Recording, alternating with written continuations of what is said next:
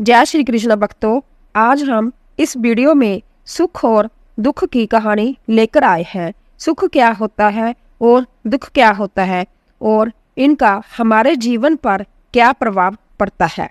गंगा नदी के किनारे पीपल का एक पेड़ था। पहाड़ों से उतरती गंगा पूरे वेग से बह रही थी कि अचानक पेड़ से दो पत्ते नदी में आ गिरे। एक पत्ता आड़ा गिरा और एक सीधा।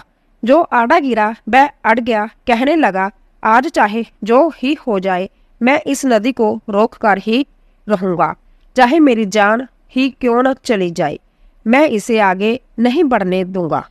वह जोर जोर से चलाने लगा, रुक जा गंगा, अब तू और आगे नहीं बढ़ सकती, मैं तुझे यहीं रोक दूंगा। पर नदी तो बढ़ती जा रही थी।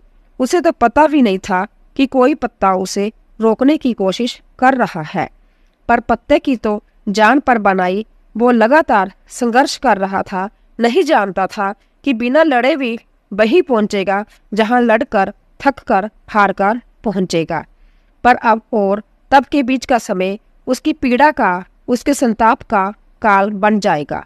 वही दूसरा पत्ता जो सीधा गिरा था वह तो नदी के प्रवाह के साथ ही बड़े मजे से बहता चला जा रहा था।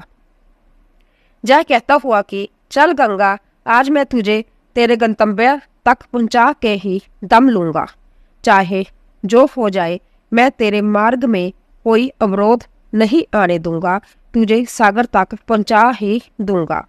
नदी को इस पत्ते का भी कुछ पता नहीं, वह तो अपनी ही दिन में सागर की ओर बढ़ती जा रही थी।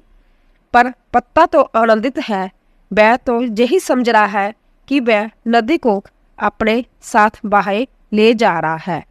आड़े पत्ते की तरह सीधा भी नहीं जानता था कि चाहे वो नदी का साथ दे या नहीं, नदी तो वही पहुंचेगी जहां उसे पहुंचना है। पर अब और तब के बीच का समय उसके सुख का, उसके आनंद का काल बन जाएगा। जो पत्ता नदी से लड़ रहा है, उसे रोक रहा है, उसकी जीत का कोई उपाय संभव नहीं है। और जो पत्ता नदी को बहाए जा रहा है, उसकी हार को कोई उपाय संभव नहीं है। हमारा जीवन भी उस नदी के समान है जिसमें सुख और दुख की तेज धाराएं बहती रहती है। और जो कोई जीवन की इस धारा को आड़े पत्ते की तरह रोकने का प्रयास भी करता है तो वह मूर्ख है, क्योंकि ना तो कभी जीवन किसी के लिए रुका है और ना ही रुक सकता है। वह अज्ञान है जो आड़े पत्ते की तरह जीवन की इस बहती नदी में सुख की धारा को ठहराने या दुख की धारा को जल्दी बहाने की मूर्खता पूर्ण कोशिश करता है। क्योंकि सुख की धारा जितने दिन बहनी है उतने दिन तक ही बहेगी, आप उसे बढ़ा नहीं सकते। और अगर आपके जीवन में दुख का बहाव जितने समय तक के लिए आना है वो आकर ही रहेगा, फिर क्यों आड़े पत्ते की तरह इसे रोकने की फिजूल मेहनत करना।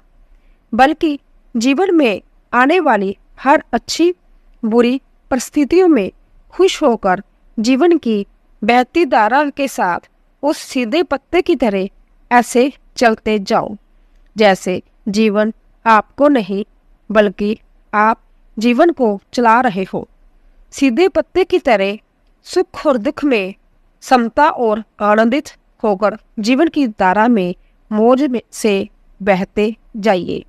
और जब जीवन में ऐसी सहजता से चलना सीख गए तो फिर सुख क्या और दुख क्या।